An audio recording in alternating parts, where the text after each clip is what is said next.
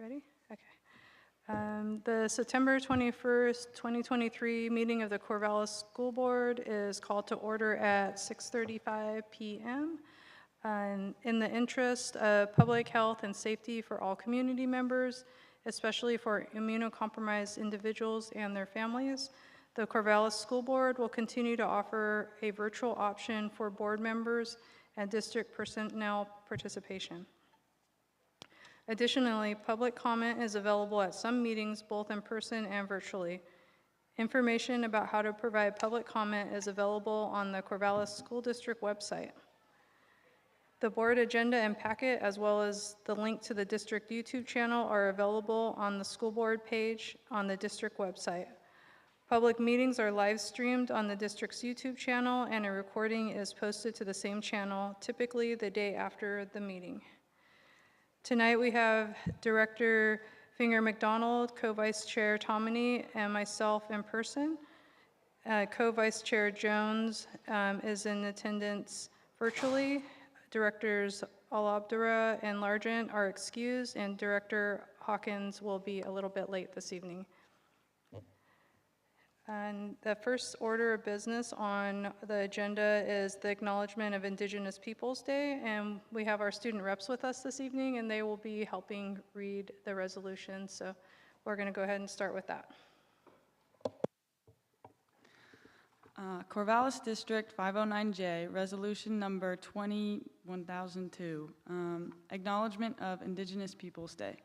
Whereas Christopher Columbus, a man who is inaccurately described as having discovered the Americas, came upon land that was already inhabited by indigenous peoples, and whereas Columbus's voyage to the Americas led to the introduction of transatlantic slavery, land dispossession, and genocidal acts against indigenous peoples, and whereas the city of Corvallis and current-day Benton County are on lands fully inhabited by the Kalapuya people before removal for settlers, and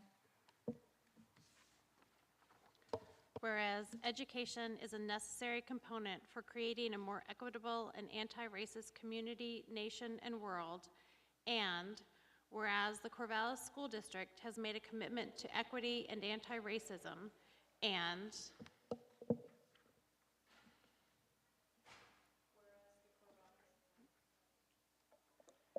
whereas the Corvallis School District has an opportunity to uniquely reach and educate children as touchstone in the community, and whereas the Corvallis School District has a responsibility to honor and respect the diverse histories of our community, and whereas the Corvallis School District recognizes and acknowledges the significant contributions made in our community by Indigenous people and commits to ensure greater understanding of these contributions by all students through Oregon SB 13 curriculum, and whereas the idea of Indigenous Peoples Day was first proposed in 1977 by a delegation of Native nations to the United Nations, and whereas the state of Oregon now formally recognizes Columbus Day, I'm going to edit our resolution right there, and whereas the city of Corvallis has proclaimed the second day of October as Indigenous Peoples Day in Corvallis since 2015, and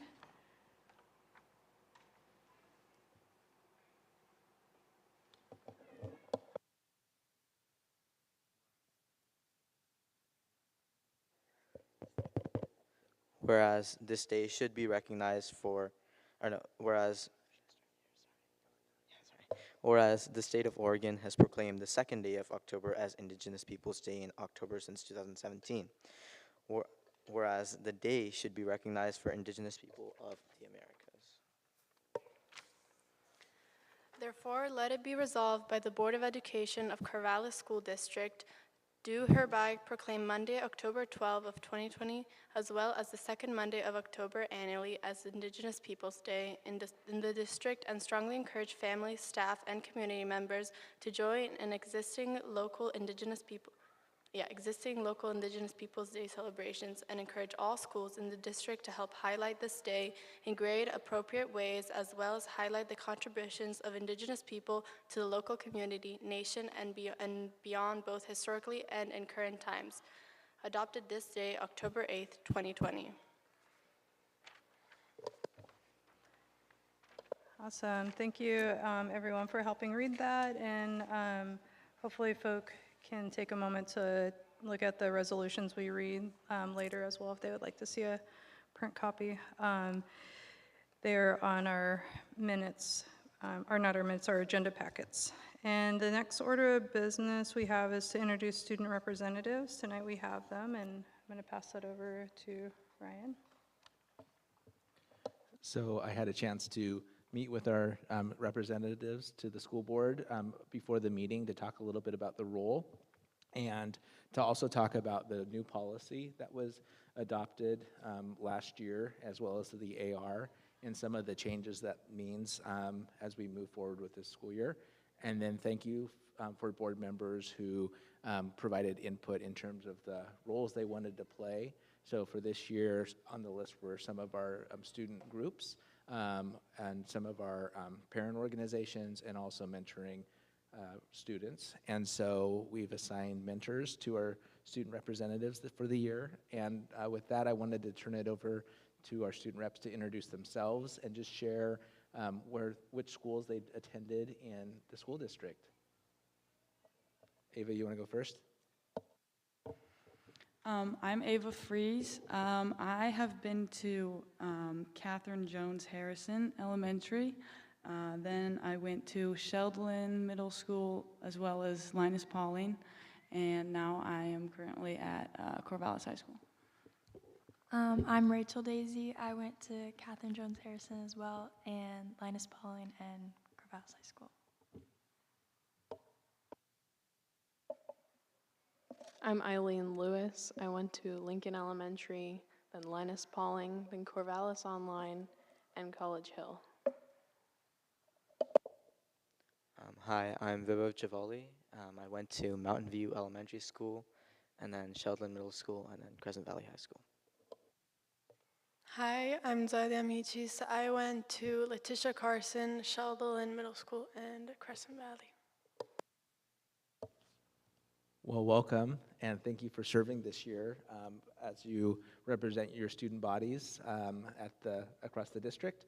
And one of the things that I had a chance to share with our student representatives earlier was just how important it is for them to be able to share their viewpoints and perspectives in these meetings. We talked about a couple of examples from last year, one of them being the revision of the policy for students participating in our board meetings, and then also the policy regarding dress code. And in both instances, it was the voices of students that really helped to center the decision-making of the board and the adults who are trying our best to do what we can to support students. So again, that encouragement is there. One of the changes that we have made based on feedback from last year is positioning. So in the a couple years ago, pre-pandemic, students would sit in a group, and one of the pieces of feedback was how important it was to have students next to mentors or other board members as the questions came up, and as a way to provide support. So we made those adjustments already, and we'll continue to work together. Policies can be reviewed and updated, so we will see how this works this year as we move forward. So again, thanks for being willing to serve, and Zoe, thanks for helping to write the policy last year. And with that, I'll move it back to you, Dr. Whitebeard. Thanks, you all, and it's really great to see the student reps here with us this evening. Thank you for being here and representing everybody at your schools. And our next item is the Oregon School Board Association work session and the board policy review process. So we've invited Kristen Miles from OSBA, who's joining us virtually, to lead a discussion related to ongoing work of the board as we think about policies and policy review. One of the pieces from last school year is the board met with Kristen and did some work related to long-range goal setting. And now moving into this year, we wanted to bring Kristen back to think about ways of supporting our work, our board's work, as it relates to policy development and policy review. And so we've asked her to facilitate a conversation tonight. Based on that conversation, it may not be Kristen who facilitates future meetings from OSBA.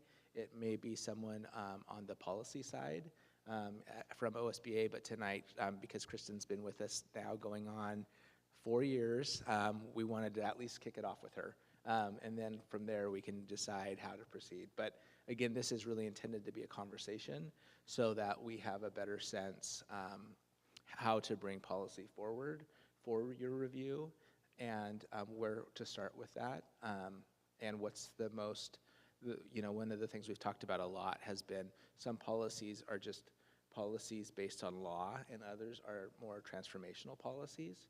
And so how do we look at policy in a way that helps us to move the vision forward, move the community forward, and move our district forward? And so we're really going to talk more about and spend more time with those transformational policies, but which those are and how we go about that is something that we need your help to decide. So with that, I'm going to turn it over to Kristen to lead us through that discussion. Thank you. Hi, everybody. Nice to see you. Nice to be with you again. I guess it has been 4 years. That seems both short and long. I'm so glad I still get to work with you. Thanks for bringing me in for this conversation.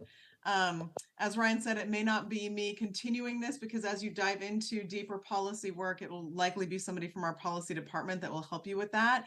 But to start out this conversation and just sort of start to zoom in on what kind of work you want to do, that can be something we can start to talk about tonight. As we look at policy, a couple of things before we dive into, what is it that you want to focus on? There are several kinds of policies out there. And, one is required policies. And what are required policies? Required policies are the things that the law says you have to do the thing. And it also says you have to have a policy on the thing. So those come from OSBA in large part, and they are legal language, and there's very little you can do with those. They go through legal review, we'd write them, and there's usually not a lot of bracketed language. Bracketed language is stuff where you get to choose what you want to do with that. Sometimes we give you options, sometimes we just, give you some sample language. And often in a required policy, there's very little. They're often prescribed by law. Then there are highly recommended policies where the law says you have to do the thing. It doesn't say you have to have a policy on it, but we recommend them highly because if you already have to do the thing and the law says you have to do it, memorializing it in policy is often a good idea. And so sometimes those have a little wiggle room, but often, again, not a ton. So there's a lot steeped in law there as well. Then we have recommended policies, which are, we're getting into those transformational policies now, where there are a lot that are based on best practice. A lot of your B section policies, which are your board policies, are recommended policies. And this is where you have a lot of discretion in what you want to say, what you want to do. It's not just B section. That's just an example because you're probably really familiar with the B section policies.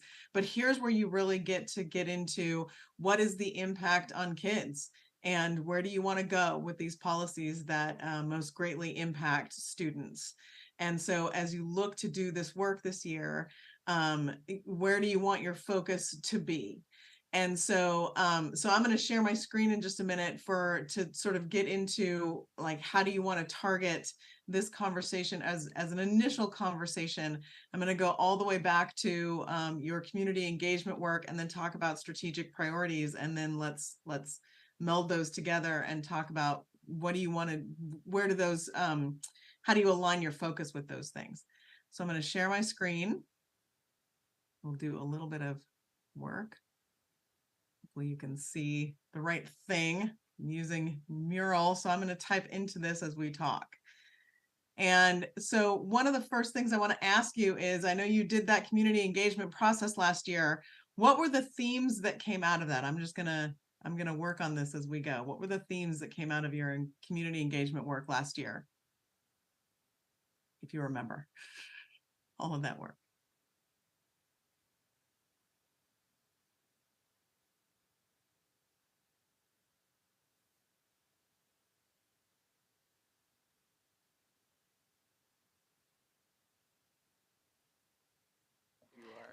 We're all giving each other a lot of space, trying to think back.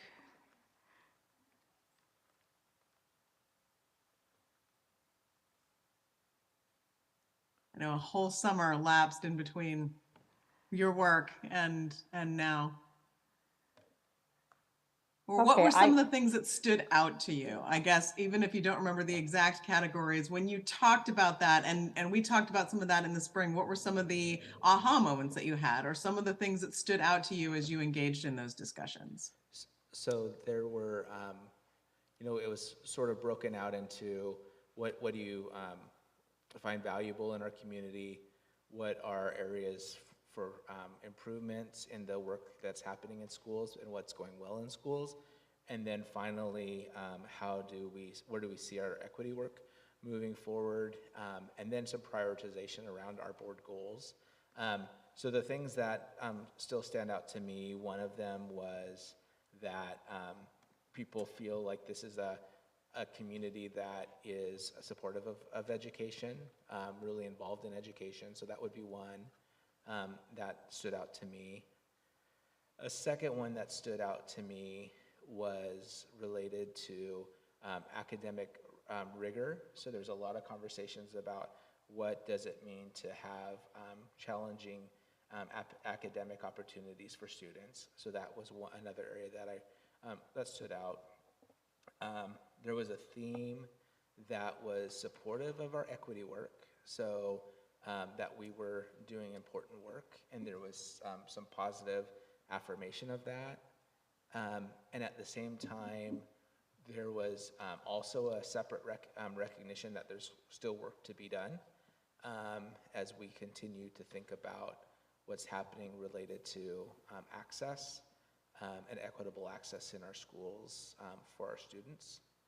And then finally, one of the other pieces that really stood out to me was an appreciation from the community of those events. So people were who came to those listening sessions and were able to share their ideas and viewpoints really appreciated the opportunity to do that. So as I think about those sessions and the things I'm walking away with, those are probably my top four. Anyone else? Just to build on that last point too, Ryan, I think with each of these themes that was coming out, there were both positive accolades and excitement from the community about certain aspects of that work, and oftentimes there would also be either voices or even the same voice also expressing areas where there was room for growth. Just thinking about that last one, for example, appreciation for that opportunity, there were themes around community engagement, around communication with the district as well, both toward appreciation and gratitude for where that was happening well, and also acknowledgement of a need for continuing to do that, continuing to do it in a deeper way, in a way that really involved all voices. And I think the same with each of the other areas too. We saw some themes that were both looking at some of the strengths of those themes as well as areas for growth.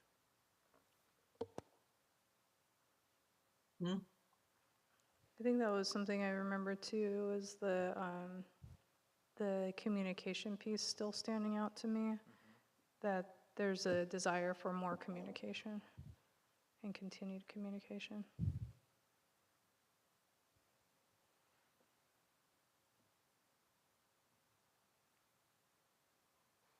Great. Thank you. Does that cover most of what you remember or what stands out? It's the themes.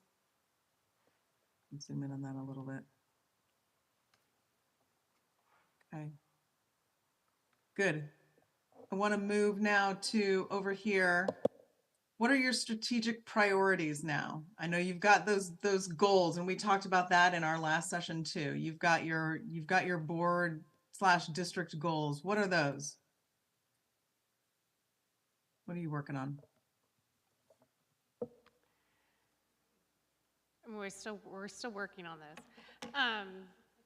Academic achievement or academic excellence is one of them. Equitable systems. Some of these may change names. These are the old names. Health and wellness. There's, what else? Real world learning. She's got it, yeah. What was the last one? Real world learning. Real world learning. And then the fifth one had been around facilities, but that one is potentially going out of the way. And either we'll have 4 goals or we'll have a mysterious 5th goal. Still to be determined. Yeah. Okay. I mean, I have ideas of what it should be. But Did you discuss this? Did you do work in your retreat this year? yeah, we did. That's what the retreat was this year. Great. And there's a proposed new title for real-world learning too. Do you Yeah. remember what it is? What's that? Relevant learning. Yeah. Yeah, thank you. The academic excellence, is that the new one? No, that's the old one. That's the old one, right? Yeah, I can't remember what the new one is off the top of my head. Do you remember? I thought the old one was student achievement. That's it too. Was it student achievement? The old one said achievement, the new one is, they're trying to fit excellence in there Yeah. somewhere. Yeah. So I think Yeah. that's still under debate. I think it, yeah. They're not like, these are some of the proposed new ones Sure. from the board retreat. Yeah, so excellent learning experience would That's what it be was, yes. the one around academics. Excellent Equitable learning systems experience. stays the same, as a proposal. Relevant and engaging learning. And healthy communities. That's Healthy sort of community. that's how we're leaning. What was it? Healthy communities? Yep.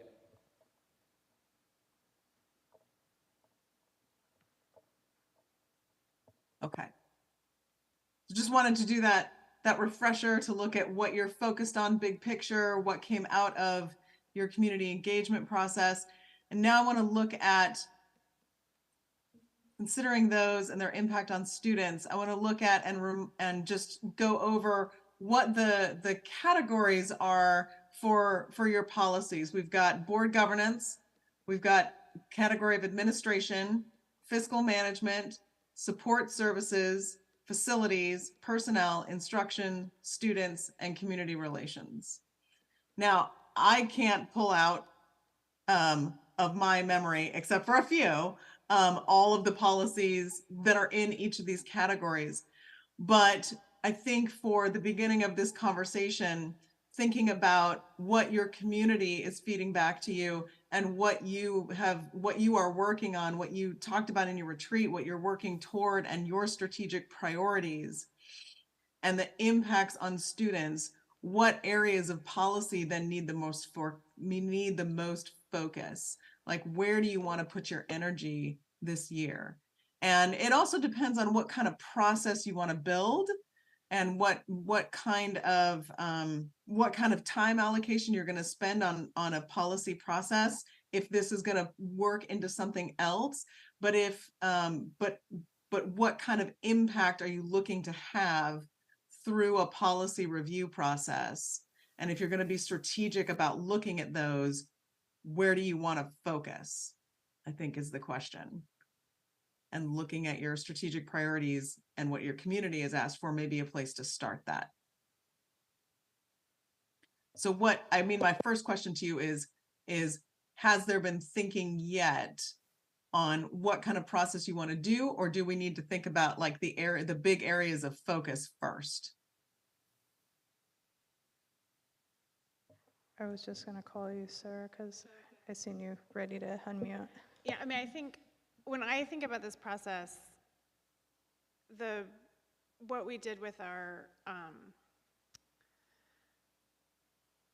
I'm sorry, my brain isn't working today. Our dress code policy was sort of clarified the need for this process to me, because we took we had a dress code policy that was almost so bland it didn't say anything.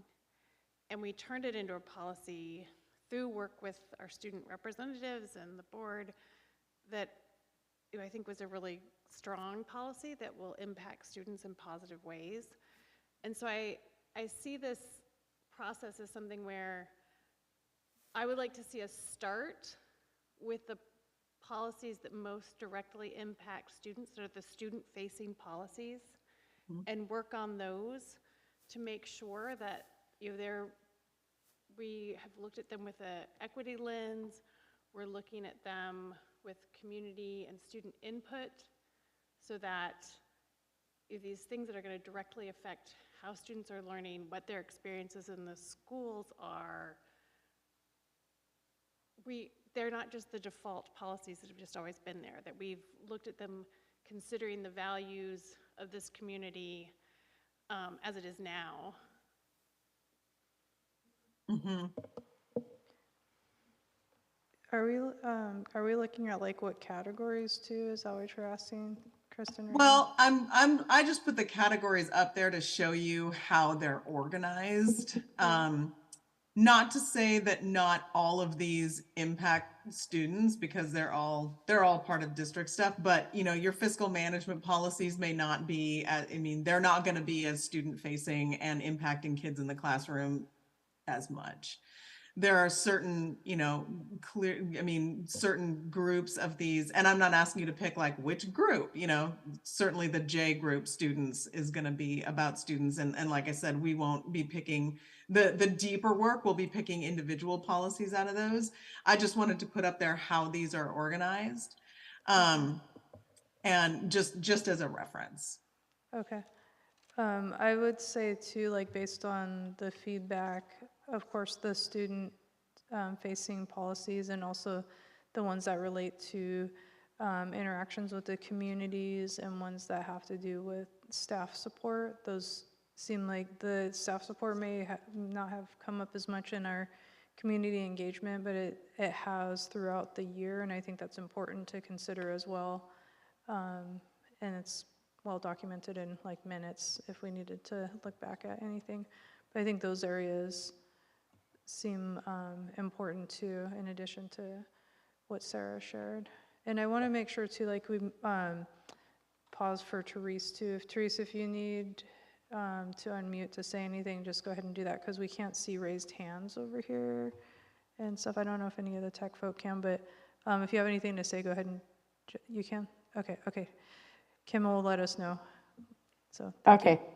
Thank you. Yeah, I just want to make sure you didn't get like left in the on the Zooms. So Kim will let us know if you I appreciate that. Yeah, no problem. Great. So we've got student-facing policies and students' experience in school, interactions with the community, staff support. Oh, Therese, I can see your hand.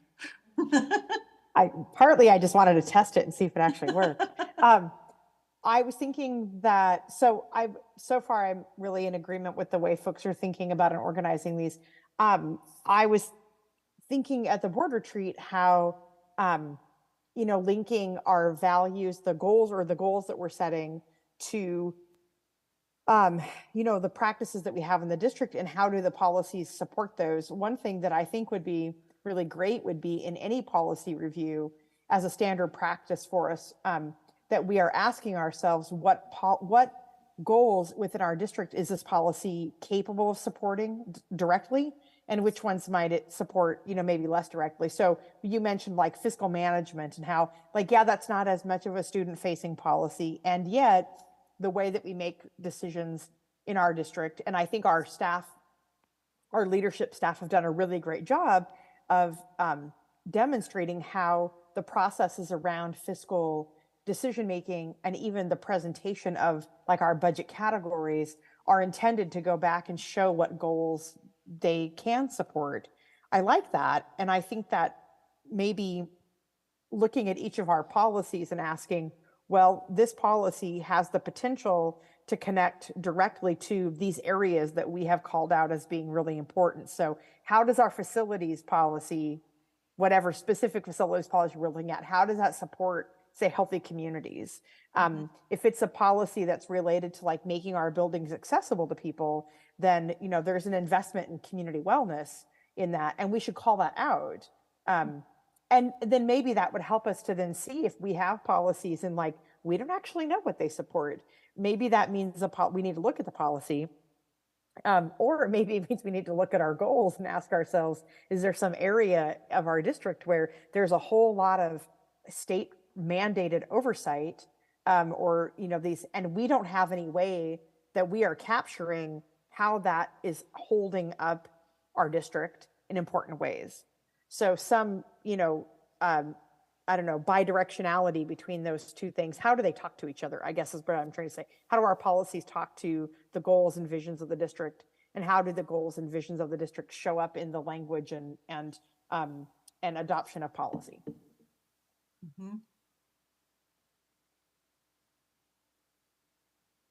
I'm writing that down as part of the process notes. I think, Shauna, were you going to unmute?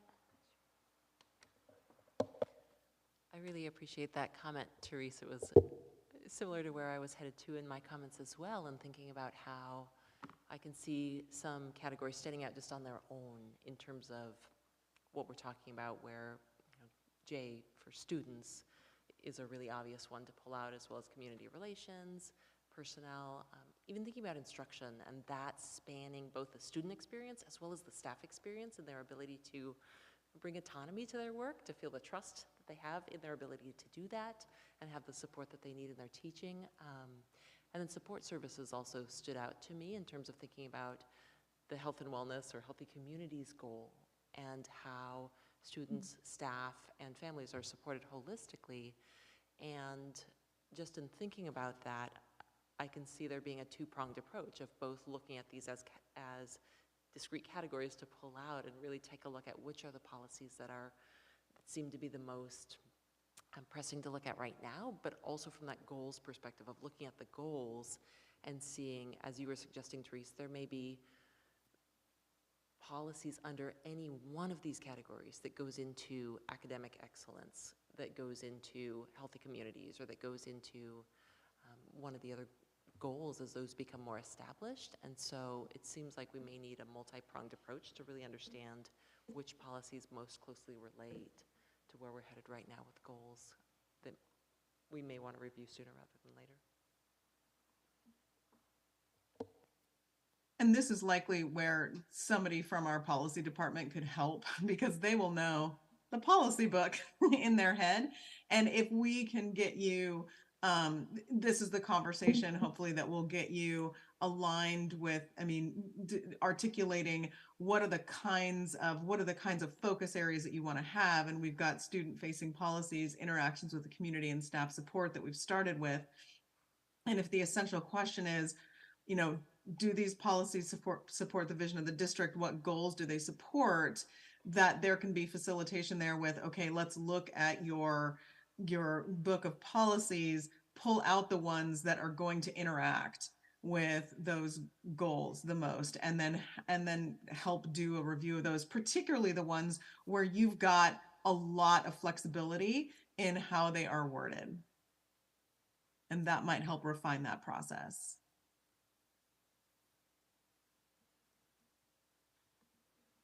Are there any other big areas? Those are three really big areas, but are there any other big areas that you can see wanting to have as a focus?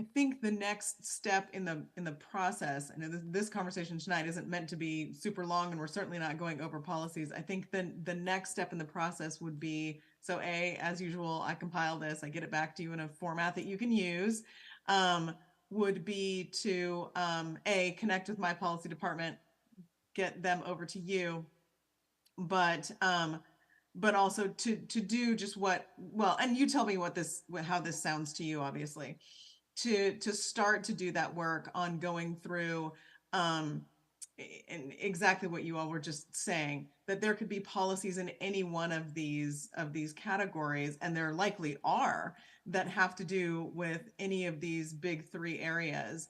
And the work then is pulling out, what are those policies in each of these categories, that do interact with your vision and your goals, and that will have an impact, a big impact, or any impact in one of these three big areas. And then what do you want to do with that? How do you want to do that work?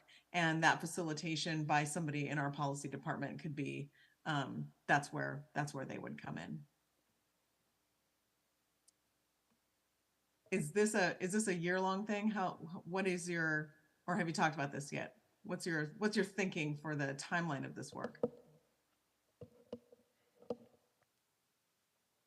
We haven't spent a lot of time in discussion on that aspect. Mostly we've just been thinking about how to go about this process, generally speaking.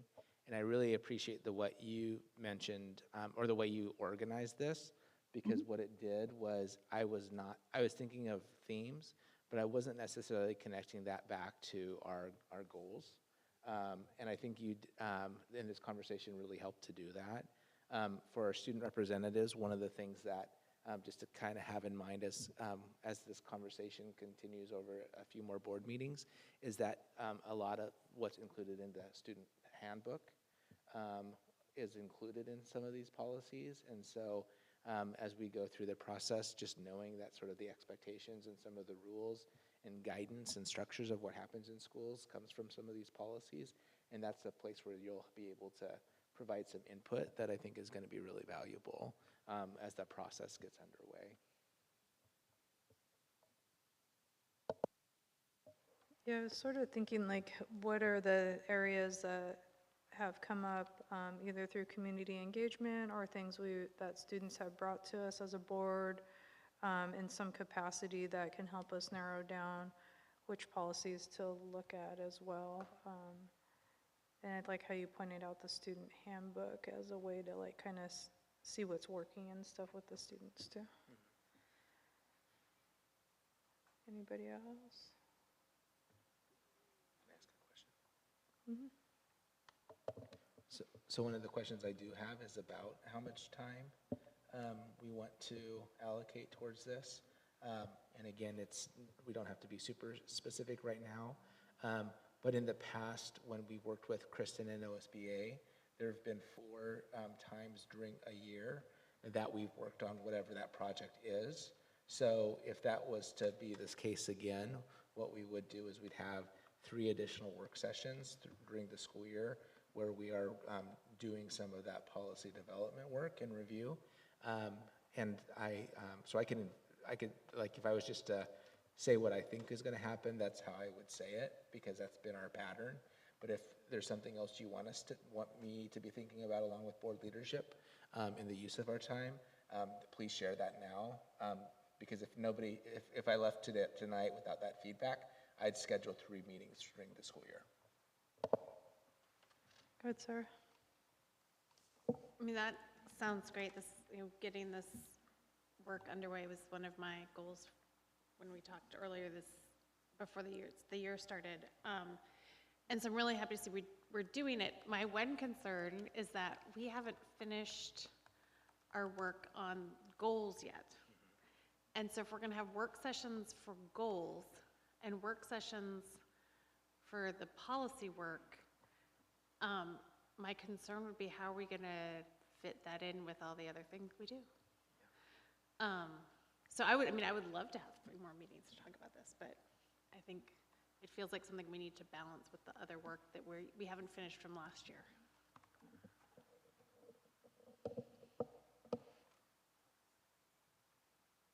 Oh, go ahead, Melissa. As the policy person, that brings the policy forward. I also want to talk a little bit about what our staff are seeing as policy that we'd like to bring forward this year. And I think that's an opportunity also for us to be transformative and look at it with the lenses that we're talking about. So we intend to bring forward the what is currently called gender nonconforming policy. We'd like to adjust that to gender expansive policy and talk a little bit more about how that policy can be affirming of our students who are gender expansive. We need to bring forward the wellness policy. It's supposed to be updated. It's required this year. So that's a policy that I'm thinking about how you're talking about it hitting, multiple areas. We've had some conversations about our instructional materials policy and taking a look at that as well. And then the fourth one that we are going to bring forward includes our counseling, comprehensive counseling program. So that's what we'd like to bring forward. I just kind of peeked a little bit at what OSBA's put out for the August, what we have to do, and it's pretty light, so which is kind of nice. So we can spend time on some of those projects, or those policy projects. I appreciate you bringing the specific ones up, Melissa, because when we just think about all of them, it's kind of like there's a lot of policies, and I know that the one regarding gender is one that for sure needs to get looked at, that we've talked about. And I'm wondering too about some of the, because you said the curricular policies too, especially with the, I'm sure OSBA has guidance if they hadn't already on that around like the new curriculum bills and stuff. So things like that, like making sure that our policies align with some of the newer stuff too, even if it's not specifically named in there, but like do our policies even align with that, and like all students belong and all some of the other ones too. But that's I think that I was thinking that we would have that later conversation, but I think that's good that we brought it up now too for community and the board and students to think about. Anybody else? Go ahead, Shauna. I really like the direction also of really looking and being guided by staff voice in helping prioritize which policies come to the forefront. And it also leads me to wonder about how we could also prioritize student voice in that and think about, it's not practical to say, okay, our student reps go and read all of the policies and come and tell us which ones are the most pressing for you right now, but to think about how we could pose meaningful questions around like what's coming up for students, what is drawing questions, and we can help do the work of figuring out what policies those might relate to so that your voice can be part of that decision making too. That's kind of what I was getting to with like how Ryan pointed out the student handbook. I think that was a great way to like signal towards like, is there stuff in here that doesn't make sense for you all to, that way we can see if it's how it's informed by our policies, not if, but yeah. If that makes sense. Yeah. Sorry, I see your hand by the mic thing. Were you gonna? Oh, you're good. Okay. Okay. All right.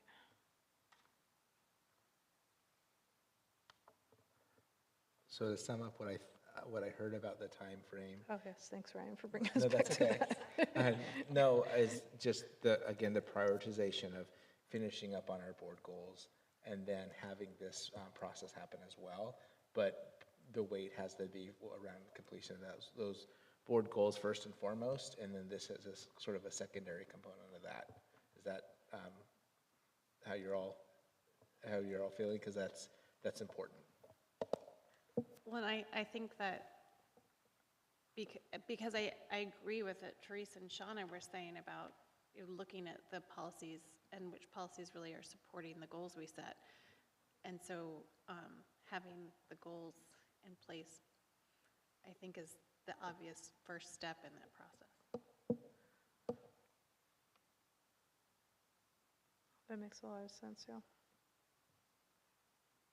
And then if I remember right, these the sessions with OSBA are kind of spread out throughout the year, so that gives us time between now and the next work session too to really get that done, which I know is in the works. Yeah, I plan to bring back a first read of the board goals in the near future. I have a retreat with our cabinet team on Monday to continue to sort of build that out, and then bring it to you. So yeah, we're getting closer with that as well. Awesome. And I appreciated when I said the titles tonight, everybody just was like, Yeah, that feels like those are the titles of our new goals. So that was a good, it's a good test. Nice.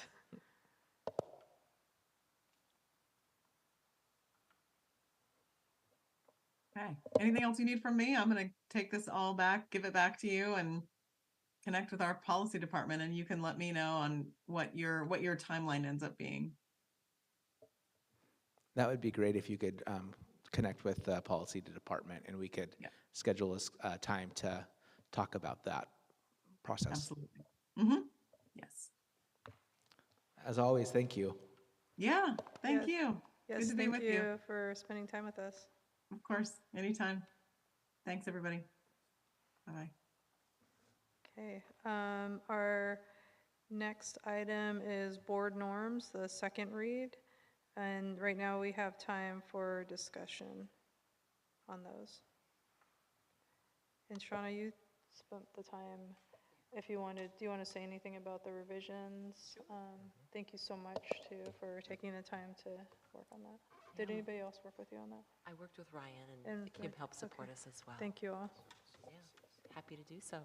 So we took in the feedback from the last time that we met to really think about how do our board norms reflect both the way that we already are functioning and want to continue functioning as a board, and are they appropriately capturing all the different ways that we do interact. And so you'll see there's both a clean copy on there, thank you Kim for that, as well as a copy with all of the markups where you can see the changes. And we came to the table with a handful of markups. It ended up being quite a bit more as we dove into it and really tried to bring back the words that we heard from the board.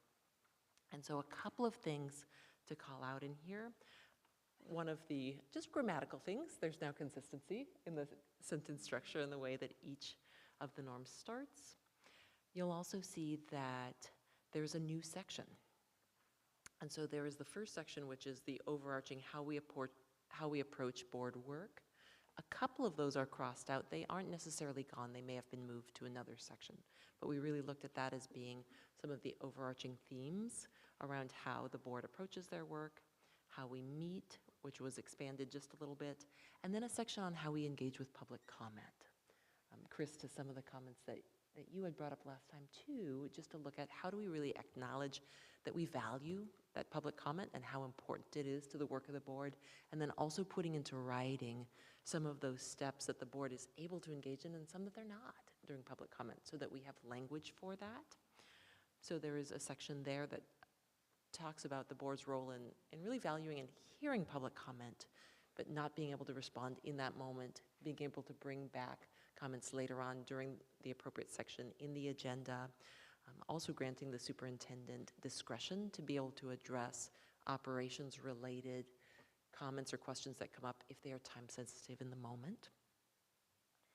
And then we also, in the final section, which was formerly how we engage district staff, recognizing that it's not just staff that we're engaging with in entering school buildings, there's also students there. And so there's an acknowledgement of that, both of how the board interacts with and values staff as well as students, that's added to that section as well. So I'm happy to pause or answer any questions that came up too. I'm sure Ryan would be happy to as well from our conversation. Any questions or comments? I just wanted to say that I really appreciate the work you did in adding the section on community engagement, because I know that has been a sort of frustration of how do we get to that information to the public and understanding what the board can do and can't do.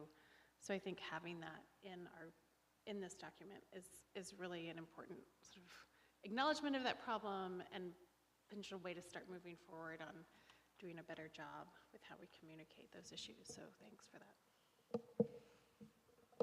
I did have one word question on section C around public comments. Says the board will revisit topics or issues brought up during public comment if they choose to do so at the appropriate. Should that say may? Should the wills be may just in that section? It's number 5. Because sometimes the public just wants to us to hear from them, and it's not something they're asking us to necessarily work on, and, but it says will, and so even though it says if they choose, I think that could possibly create a perception, perhaps. Yeah, and I think we may have had the word may temporarily in there, and we had been looking at consistency with each of the other statements as Okay, the I board see. will, Yeah, but that doesn't mean that that particular stem has to hold. yeah, okay. That was So that I was can the certainly only. see what you're saying. I think it's more important to have consistency with like the way that it's written as far as like tense and like all of that kind of stuff than necessarily it reading like perhaps like a resolution or something like that. Yeah. Right. But that was my only thing I remember seeing that I was like, I wonder if that could potentially unintendedly create a perception that if they bring it to us, because that could also make some public not want to bring it if they just want to be heard, Right. not necessarily for us to take in any further, if that makes sense. Because Yeah. I know we've had that happen before too, where people shared things and they just wanted us to hear it. They weren't asking for necessarily a change or anything. And I think it creates an issue with, on the flip side of that too, where somebody would bring something to us that we can't, or because of other things we're working on aren't able to or don't want to at that time take action on. And if it says will, somebody may bring something to us expecting that means we will do something. Right. And that's not a requirement from public comment. So.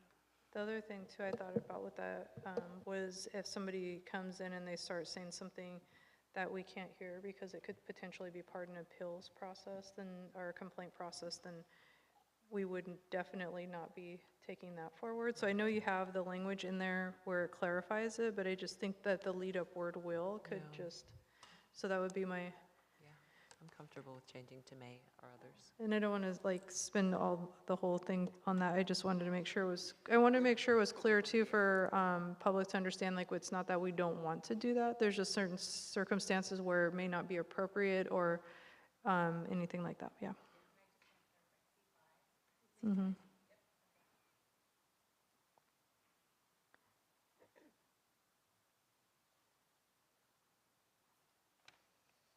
It reads so much more clear too. So thank you for all y'all's work on that.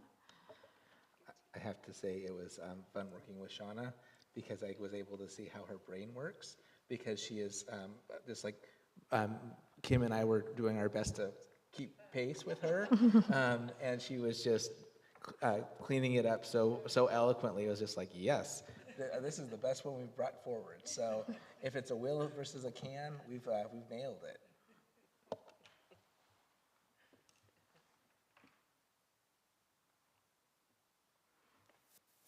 I think, oh, sorry, there's one more of it that's also in D4.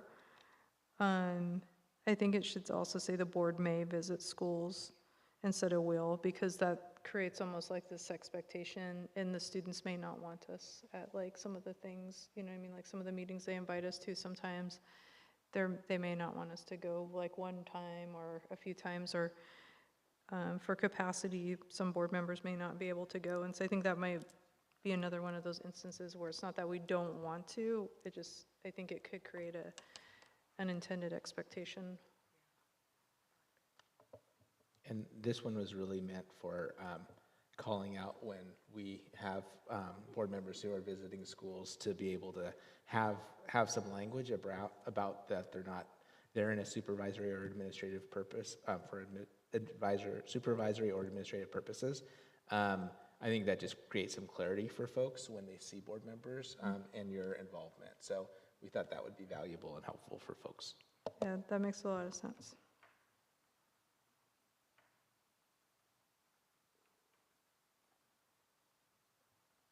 Any other comments? Okay. Anything from Teresa, or is she good? Okay. Does anyone wish to make a motion?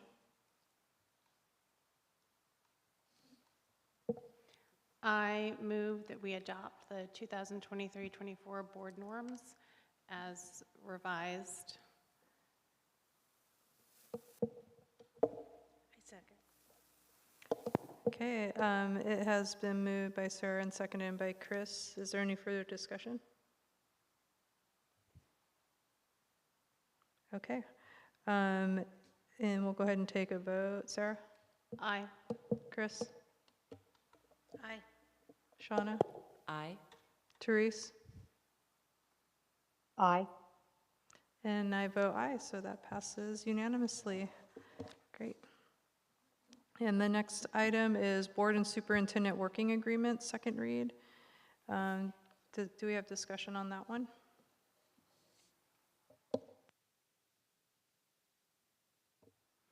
So I had the pleasure of working on this one along with Ryan and with Kim's support as well.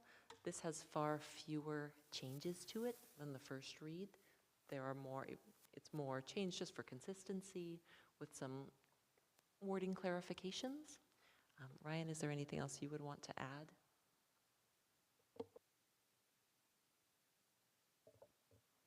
I don't believe so. I think it is pretty consistent with the previous roles and responsibilities that we share with those working agreements, with just some general cleanup.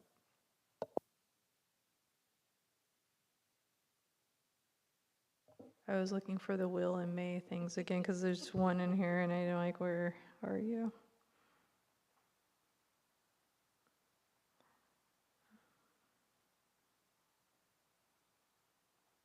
Oh, it's up in A7.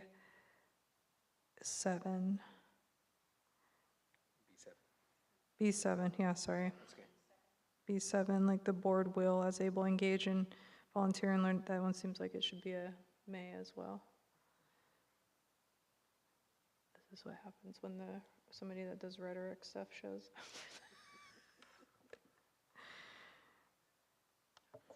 Yeah, but I think the rest of it was pretty, yeah. And thank you for your work on that too. Is there another one, did you see? Or? So just to confirm, you would, number 7 would read as the board may engage and volunteer? Yeah. Because you would drop as able and the will, so the board may. Yeah. Okay. If that reads cleaner, yeah. Yep. Any other discussion? Besides, thank you for your work on that. Okay, does anyone wish to make a motion on the board and superintendent working agreements?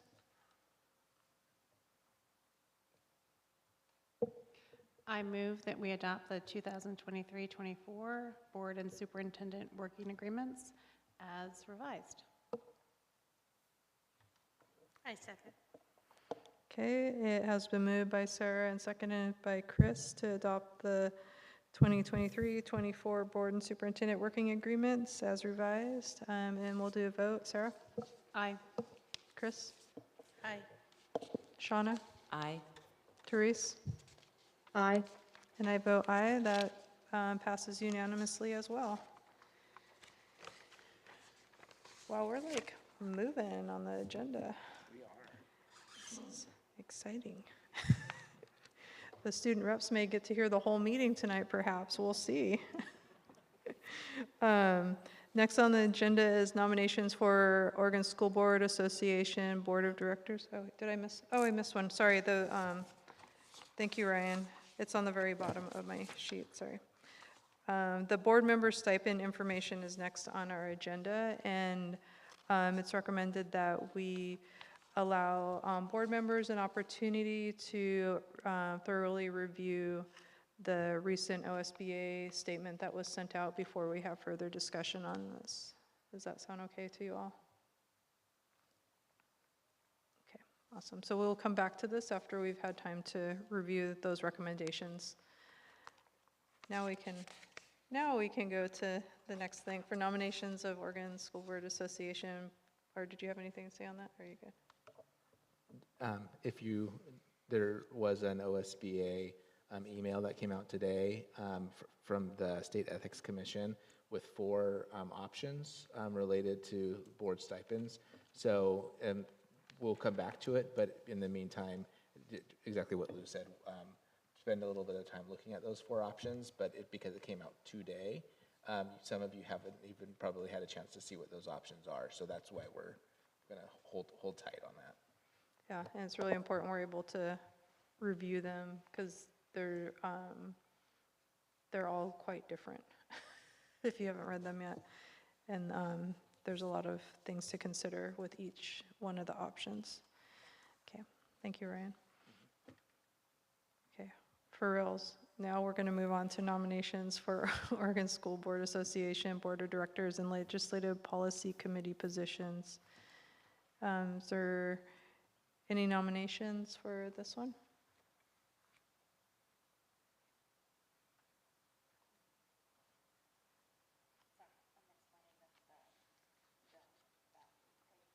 Oh, okay, yes. So we're seeing if there's any nominations for the OSBA Board of Directors and Legislative Policy Committee positions.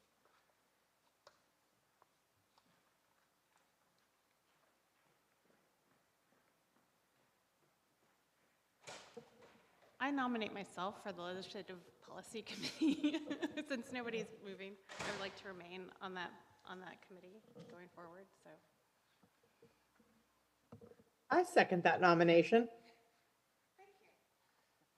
Thank you, Sarah.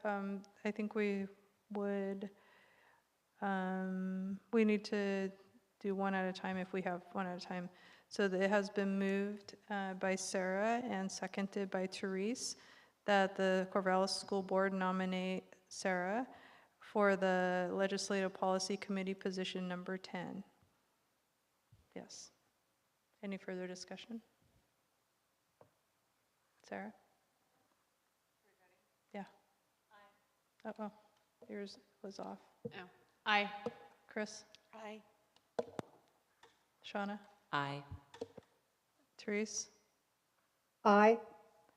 And I vote aye, so that passes unanimously. Thank you, Sarah, for continuing your work on that committee. It's super important, and we appreciate your time in there.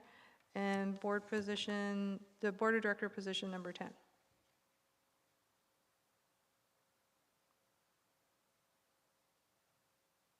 I will say that Sammy did reach out to me for that position, and I'm okay with it, but I do not think I can move our second things because I'm board chair.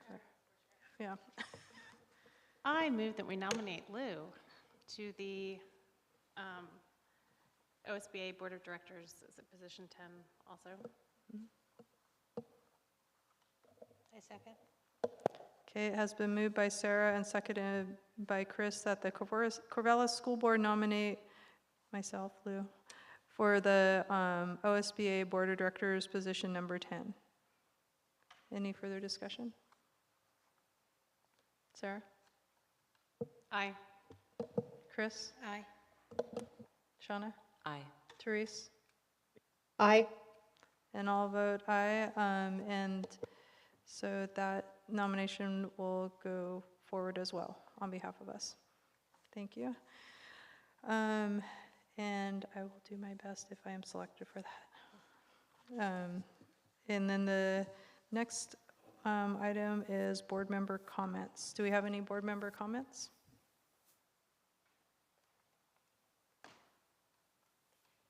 This is kind of a silly comment, but I want to give a shout out to whoever it is who runs the social media for Mountain View Elementary School.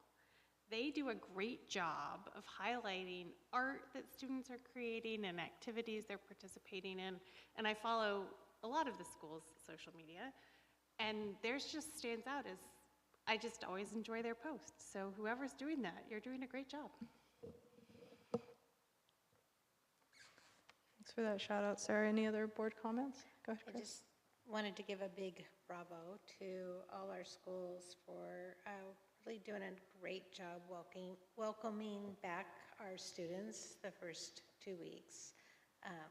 From what I heard from grandkids and what I've seen is that kids felt very welcomed. They felt like they did a lot of practicing of how to follow, how to do things in their classrooms, and it was just very positive.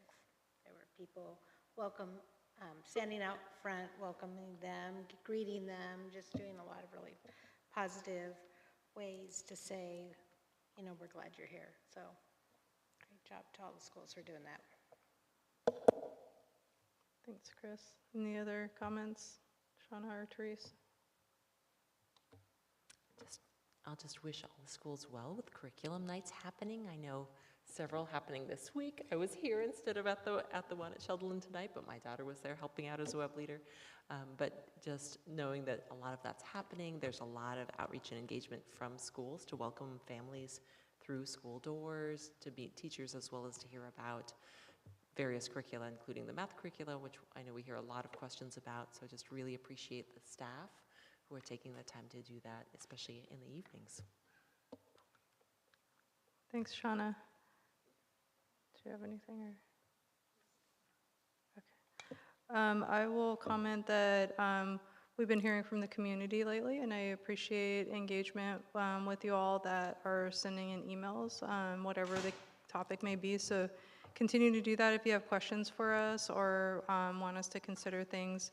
We do value and appreciate you taking the time to do that, so thank you for that. I will mention too, because it's not related to my role as a school board position, but it is tangentially related, that I serve on the American Indian Alaska Native Advisory Committee for Oregon Department of Education, and I was able to, at the last meeting, they gave a presentation about discipline and showing it was a little bit alarming, and so I know that I hope that we're able to see how our data looks too with discipline as related to students of color in particular. That report, of course, was focused on American Indian Alaska Native students, and y'all would be pretty appalled by seeing throughout the state how that looks, and I really hope our district does not reflect that data, but it would be great to see. And so it's just one of my engagement in community, or I should say statewide work. I'm pretty passionate about like supporting education, and I'm thankful I was able to hear that presentation and reflect back and think about how things happen here in Corvallis, and was able to share some things too. But so anyhow, that is my comments, and it looks like we're all done for the evening. So we're gonna adjourn. It says 9:05 on the on the agenda, but we're going to adjourn the meeting at 7:41 p.m. Thanks, you all. Have a good night. Thank you.